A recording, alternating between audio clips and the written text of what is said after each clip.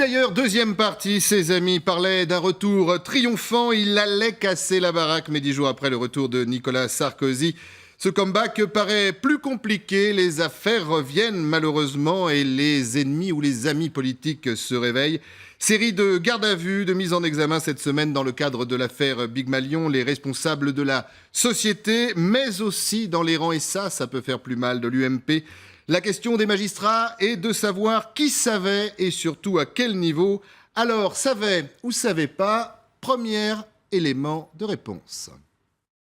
J'ai appris le nom de Big Malion longtemps après la campagne présidentielle. Vous ne connaissiez pas cette société? Non, vous ne saviez pas ce qu'elle faisait, quelle activité elle avait autour du parti? J'étais accessoirement président de la République et candidat. Je vous demande de croire que ce n'est pas moi qui m'occupais de ça.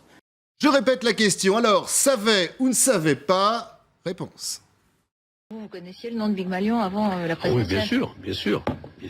Donc, je savais que Nicolas Sarkozy ne le connaissait pas? Je ne peux pas vous répondre sur cette question. Simplement, j'ai souvent entendu parler de Pygmalion et j'ai souvent vu que Pygmalion était une entreprise qui travaillait beaucoup avec l'UMP. C'est compliqué, c'est peut-être l'affaire de trop, à votre avis? Il y avait tellement d'affaires que sans une de plus. Par rapport à toutes les autres affaires, celle-ci ne vient que de débuter seulement il y a très peu de mois. Donc elle n'a pas du tout fini d'exploser. Et c'est vrai qu'on a vu toutes ces déclarations, ces mises en examen ces derniers jours. Donc maintenant, la vraie question, c'est où est-ce que ça va s'arrêter? La question, c'est... On imagine bien que toutes ces personnes mises en examen ont intérêt, pour certaines d'entre elles, à se mettre à table, à parler. Donc, il y en a plusieurs qui sont inquiètes, qui ont des raisons certainement de s'inquiéter. Évidemment, Jean-François Copé, mais au-delà de Jean-François Copé, est-ce que ça va remonter à celui qui était candidat à la présidence en 2012? Ou des très proches, en tout cas. Nicolas Sarkozy. Voilà. C'est vraiment... Effectivement, il y a une interaction entre le lancement de la campagne pour la prise de l'UMP par Nicolas Sarkozy et cette affaire. Mais finalement, ce n'est qu'une affaire de plus dans les 5, 6, 7 affaires. Il y en a certaines qui sont en train de s'éteindre. Celle-ci est certainement, en ce moment, en tout cas, la plus dangereuse. Alors justement, Mustapha, le comeback de Nicolas Sarkozy, on se souvient encore il y a 10 jours de ses proches qui disaient vous allez voir ce que vous allez voir, il va casser la baraque, tout pulvériser. Et moi, vous ne reprendrez pas la phrase de Jacques Chirac, ça risque de faire pchit. Et moi, sur ce plateau, vous vous rappelez, Christophe, j'ai eu l'occasion de dire que ne vous fiez pas aux apparences spectaculaires de la descente de Nicolas Sarkozy. C'est une baudruche qui va faire pchit. Et ça a fait pchit pour la simple raison que l'affaire Big Malion n'est pas une affaire comme les autres. L'affaire Big Malion, pourquoi c'est important et c'est intéressant et ça va être vital et mortel pour Nicolas Sarkozy, parce qu'il y a des gens au sein de l'UMP qui soufflent sur le brasier de l'affaire Big Malion. Et vous voyez, on l'a vu avec François Fillon, voilà, Bruno Le Maire, d'autres aussi, Bertrand. Donc à partir du moment où il y a des gens responsables au sein du parti de l'UMP qui veulent absolument barrer la route au retour de Nicolas Sarkozy, ils vont tout faire, même si d'abord pour alimenter peut-être la justice, alimenter les médias, alimenter l'atmosphère générale de suspicion autour de Nicolas Sarkozy. Il dit que je ne sais pas, alors qu'il ne peut pas ne pas savoir. Tout le monde sait qu'il ne peut pas ne pas savoir. Donc c'est une affaire qui va plus que les autres affaires, qui va un peu le bloquer dans le sens où ça va donner un grand coup à sa crédibilité. Maintenant qu'il revient comme une espèce de vierge qui a bien changé, qui est rassembleur, qui a une bonne idée des Français et tout ça. Alors que maintenant, cette affaire, la Big Malion, est en train de découvrir son visage, et il y a des gens qui soufflent sur le brasier. Alberto, votre analyse justement sur un retour qui est moins facile, en tout cas, de Nicolas Sarkozy. Et puis, on peut aussi en parler. Tout le monde lui a attribué, tout le monde dans la presse, en tout cas française, et chez les politiques aussi, quelque part, l'échec de Raffarin, on en parlait tout à l'heure au Sénat, c'est aussi peut-être, certains titraient, la première défaite de Nicolas Sarkozy. Peut-être, moi, là, je pense qu'il ne faut pas exagérer. D'ailleurs, Raffarin avait déjà perdu la bataille pour être président du Sénat. Avant même de l'avoir commencé. Non, mais déjà à une autre occasion. Oui. Donc, ce n'est pas la première fois. Évidemment, les collègues de M. Raffarin ne sont pas prêts à tout faire pour l'avoir président du Sénat. Larcher est surtout prêt à tout faire pour pas qu'il le soit. Mais par contre, il a réussi. Par contre, je remarque qu'un certain Jacques Chirac a été quelque part sauvé par une affaire qui s'est arrêtée à un certain Alain Juppé, à une autre occasion. On va en parler Donc, justement dans quelques instants. La méthode de faire en sorte que le débat et même les conséquences parfois judiciaires des affaires s'arrêtent à un niveau qui n'est pas le niveau le plus haut de la hiérarchie politique, est une méthode qui a marché à d'autres occasions et qui peut marcher, à mon sens, aussi. Est-ce que si j'arrive à vous suivre, Alberto, on pourrait imaginer l'ex-président qui s'en sort, même si son nom est jeté effectivement en pâture dans la presse, et un certain Jean-François Copé qui se retrouve plus vite récupéré par la justice? Je vois que vous arrivez à me suivre. Ça me fait plaisir quand je vous suis sur ce terrain. Cher Philippe, retour en fanfare ou pas de Nicolas Sarkozy, et puis fond d'affaires. Ouais, je suis plutôt de l'avis de Mustapha. Depuis le début, je me suis dit que ça va être très difficile pour lui. Avant d'arriver, c'était que tout le monde attendait ce retour. Ça fait un peu pchit depuis ce retour il y a une quinzaine de jours. Alors, pour rebondir sur ce que disait Alberto, il y a plusieurs choses. D'abord, il faut savoir qui a donné l'ordre. Qui a donné l'ordre pour établir ces fausses factures? On ne le sait pas. Moi, j'ai du mal à croire que Nicolas Sarkozy ne savait rien de Big Malion. Très bien, il était président de la République. Il y avait beaucoup de choses à régler. Vous avez l'air d'être majoritaire sur la question. Voilà, il a quand même une campagne électorale à tenir. Mais s'il ne jette pas un coup d'œil sur ce qui se passe à côté, ou il n'est pas tenu informé de ce qui se passe à côté, ça veut dire qu'il y a une manque quelque part de suivi de l'affaire. Donc, qui a donné l'ordre? Est-ce que c'est lui? Est-ce que c'est quelqu'un d'autre? Est-ce qu'on va le savoir? Je ne sais pas, peut-être pas. Hein. Mais quelqu'un, quelque part, va tomber un jour. Peut-être Nicolas Sarkozy, peut-être quelqu'un d'autre. Je pense que, évidemment, quelque part, ça excite Nicolas Sarkozy aussi. Il aime bien se battre contre cela pour se trouver dans une situation de victime. Ça va le rendre plus fort. Et ça, c'était l'ancien. Est-ce que c'est pas une légende aussi de dire Nicolas Sarkozy n'a jamais été aussi meilleur que quand il est dans les cordes?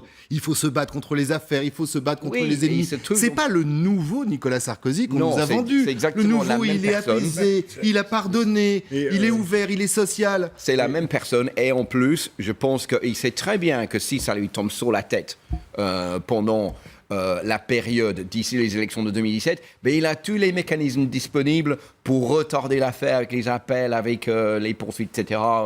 Voilà. Et pour arriver, s'il est réélu président de la République, pour retomber dans une situation Éric, il ne faut pas confondre présidentielle. toutes les échéances. Et quand on est en train de dire c'est une baudruche qui se dégonfle, je ne crois pas. Je crois que ce qui se passe, évidemment, c'est très compliqué. On le savait depuis longtemps que son retour serait compliqué. Mais il a fait un choix. C'est celui de revenir en prenant l'UMP. Ce pari-là, il est loin de l'avoir perdu. Il va sans doute réussir à prendre la tête de l'UMP dans 2 mois. Et ensuite, on verra à ce moment-là, ça repositionnera les choses. Et à ce moment-là, il va se mettre en ordre de bataille face à Juppé, face à Fillon. Et c'est vrai que face à Juppé, ça va être beaucoup plus compliqué. Ce match-là a déjà commencé, mais c'est presque le deuxième match. Le premier match qu'il a choisi, lui, c'est de revenir sur l'UMP. Il l'a fait, mais stratégie, il a dû réfléchir à ça. C'est sans doute la bonne opération pour lui, tactiquement, d'abord de commencer par prendre l'UMP. Je vous entends, Eric, mais est-ce que vous n'êtes pas certain, mes amis, que ce match de 2017 a quand même pas largement commencé toute la semaine, et ça a été aussi commenté dans la presse internationale. Il y avait quasi le programme pour 2017 de tous les gens de l'UMP. Depuis des mois, on dit ici, il n'y a aucune idée, on n'entend rien des projets à droite. Qu'est-ce qu'on a depuis maintenant 10 jours? On commence à voir des idées. Alors, on peut être contre, on peut les trouver détestables, etc. On voit des idées, on voit des méthodes, notamment Alain Juppé parle beaucoup de méthodes, on voit des différences purement beaucoup plus libérales chez Fillon, plus peut-être un peu moins libéral, je dirais, chez Nicolas Sarkozy. Il y a Le Maire aussi qui a ses idées. Donc oui, il y a un débat qui a repris. C'est pas un débat pour l'UMP, c'est un débat pour 2017. C'est pour la primaire. Il y a 2 matchs qui sont en train de se jouer. Bon, alors on continue justement. 2 matchs, on va dire que c'est quoi? Allez, Sarkozy, Juppé, chacun son comité de soutien, chacun ses amis, des pots de banane, des petites déclarations. Certaines font du bruit, d'autres font encore plus de bruit. La première, tiens, qui a fait du bruit, c'est tout de suite. Juppé, qu'est-ce que Juppé a à voir avec Sarkozy? Il est très très froid et il attire pas les gens, les amis, les électeurs éventuels. Il est très très froid. Vous savez, quand on approche des élections de plus en plus importantes, il faut des qualités très exceptionnelles. Et il y a très peu de gens, je le sais puisque mon mari a été 2 fois président de la République, il y a très très peu de gens qui peuvent faire ça. Oui, mais voilà, bisbille chez Chirac, parce que le dit mari, Jacques Chirac, président de la République, répond quelques heures plus tard. Peu de choses pouvaient me faire plus plaisir.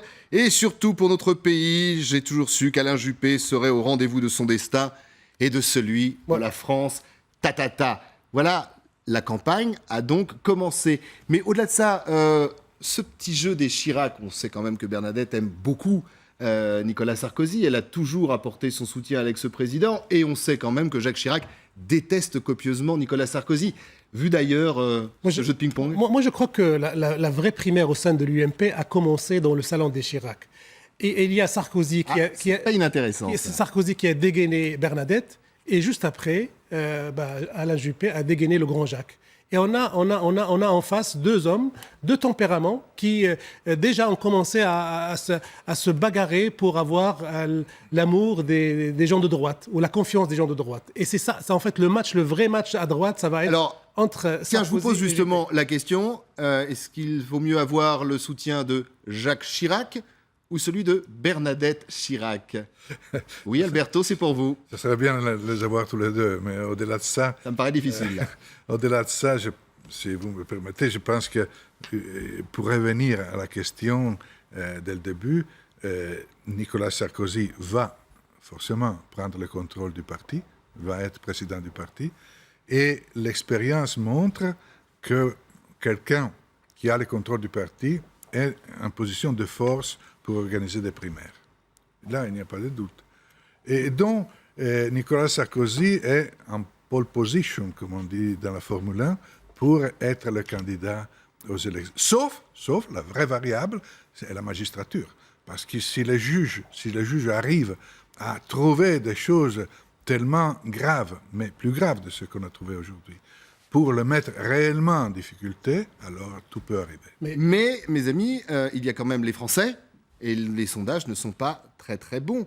On a vu Alain Juppé quasiment avoir la larme à l'œil dans une émission de télé cette semaine. À la lecture de ces sondages, il est populaire, il est là et il tient la cote depuis quelque temps. Philippe et Mustapha. Cette histoire me rappelle déjà, pour parler des Chirac, mes propres parents, parce que mon père a voté conservateur et ma mère a voté travailliste. Bon, ils sont restés quand même mariés et ça n'a pas beaucoup changé le résultat des élections en Grande-Bretagne. Donc il n'y aura pas de divorce chez Chirac. Je pense que ce soit Bernadette qui voudrait que ce soit Sarkozy et Jacques qui voudrait que ce soit Juppé. Sur le long terme, ça ne changera pas grand-chose, parce que je ne sais pas quelle est l'influence de ces deux personnes, malheureusement, maintenant parmi les jeunes et parmi la plupart des électeurs en France. Éric vient de lever les yeux. C'est un côté un peu pathétique. Jacques Chirac, on sait qu'il est malade, on ne sait pas si c'est instrumentalisé. Et voir Bernadette Chirac faire des sorties maintenant, je trouve ça... Voilà, on est en 2015, on n'est plus en 1976, quand Jacques Chirac était Premier ministre, en 1974. Il y a un moment où on laisse de la place, je dirais, aux nouvelles générations. Alain Juppé, par exemple. Alain Juppé, par exemple. Allez, pour 15 secondes, Mustapha. Moi, je crois que prendre la direction du parti UMP ne suffit pas, pour la simple raison qu'il faut voir dans quel état est ce parti, dans quel état financier est ce parti. Et puis, il ne faut pas oublier que Nicolas Sarkozy est lourdement contesté à l'intérieur même de l'UMP. Et ça, c'est une nouvelle carte qu'il va falloir prendre en compte. Voilà, le jeu de cartes, il est distribué. On continuera bien évidemment à en parler. Merci à vous de nous regarder. On fait dans la rime. Et excellent week-end à toutes et à tous.